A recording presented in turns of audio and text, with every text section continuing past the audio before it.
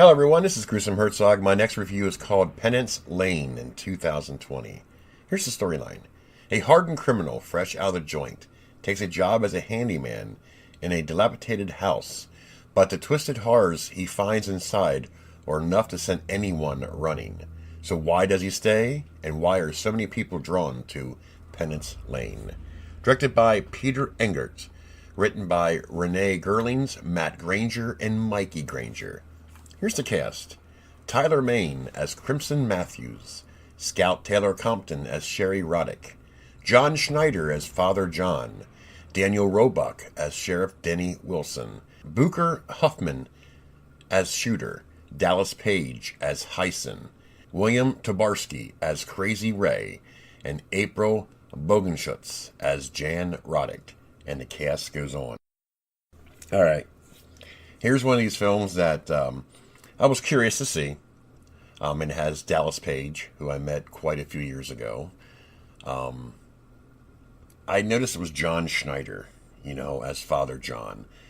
I was quite interested on how John Schneider is going to pull off this part in this movie. After all, he's one of the Duke boys. So, this movie was made by Tyler Mane's film company, Mane Productions, or something like that. So, as everyone knows, Tyler Mane was Rob Zombie's Michael Myers in the Halloween movies. So I met Tyler Mane as well, quite a few years ago. So I really wanted to see what this is about. He plays the character of Crimson Matthews. He was in jail, as I said earlier. And Booker Huffman, Shooter, him and his brother and a bunch of people went into this house years before. And they apparently robbed a bank or something. They had money. So his brother took the money down in the basement and all hell broke loose. Now, when you're watching this film, you're thinking that this house is haunted. There's something going on. And it led you to believe for quite some time. He goes back to jail. Now, he's friends with Crimson in the prison. So the deal was when he gets out is to go to Penance Lane to try and find the money that's down in the basement. That was his real reasoning for going back to this house. And luckily enough, they're hiring a handyman for the house by John Schneider. Now, this is where the movie falls off its tracks. And when I say that is the story just completely changes to actually what I thought the movie was. And that's what's clever about this film is how they turned it the whole way around.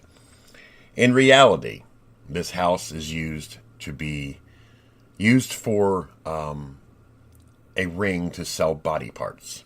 John Schneider, Father John, supposedly, is a leader of this. The sheriff's even involved in this. And they sell body parts. That's the whole purpose of this movie. I found that really weird how they threw this movie out there to one end and end up being the opposite end.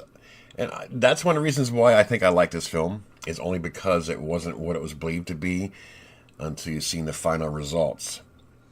Tyler Mane was amazing in this film.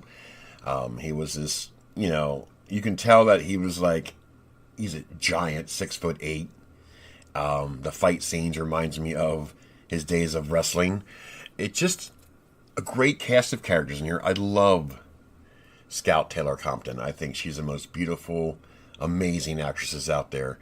Daniel Roebuck, nice to see him. He was the sheriff.